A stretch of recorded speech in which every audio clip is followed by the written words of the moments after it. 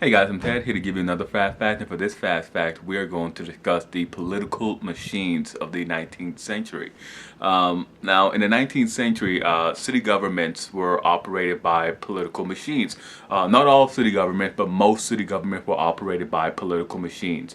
And these machines provided the basic services for the mass of immigrants that were flooding into American cities at this time. Places like Chicago, Boston, Philadelphia, St. Louis, even as far inland as like Denver. These immigrants that fled there, they fell under the sway of political machines, and especially in more the more remote areas of the plains on the Great Plains. These communities sort of developed their own political machines, and they sort of developed their own system for doing all of that. And these machines, particularly the machine in New York City, known as Tammany Hall or the Tweed Ring for this time, they enriched their leaders through municipal fraud, and I mean they grossly enriched their leaders. In examining a group like the most infamous of all, the Tweed Ring of Tammany Hall, Boss Tweed, William Tweed, he ran that Democratic political machine, and he held the monopoly on all the patronage in the city of in the city of New York. He dispensed it at will. Under him, every city contract included a bribe payable not only to him but to his chief lieutenants. Now that is just open graft. That is just open fraud.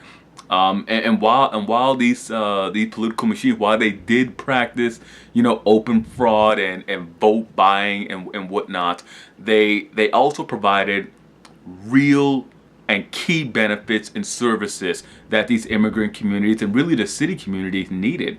Upon arrival, immigrants would be fed. They will be given shelter, and they will be told where to assemble for work. Areas housing for families was made available. These sort of things were regular features, and they were kept up in place whenever a firm, a factory, or a plant was slowing down and they were laying off workers. The political machines would simply transfer workers from an area that was cooling down to an area that was heating up. They provided these services when there was no area for these guys to be shuffled into. They simply paid these guys. They would give them some money, a little stipend to see them through hard times. If there was a fire, they would simply move the family to a new area and help them get new things back on their feet.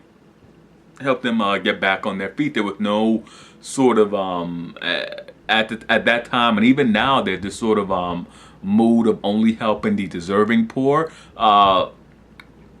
People who ran urban governments, people who were into the political machine, the political process, they openly said that, well, we don't ask them these questions.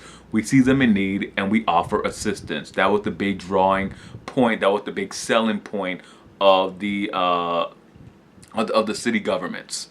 And that pretty much wraps it up. That's my quick little fast fact. We're trying to do it in under 4 minutes. I think I got it. That's my quick little fast fact. Hit like, subscribe, and comment. And of course, I'll see you guys next time for another fast fact.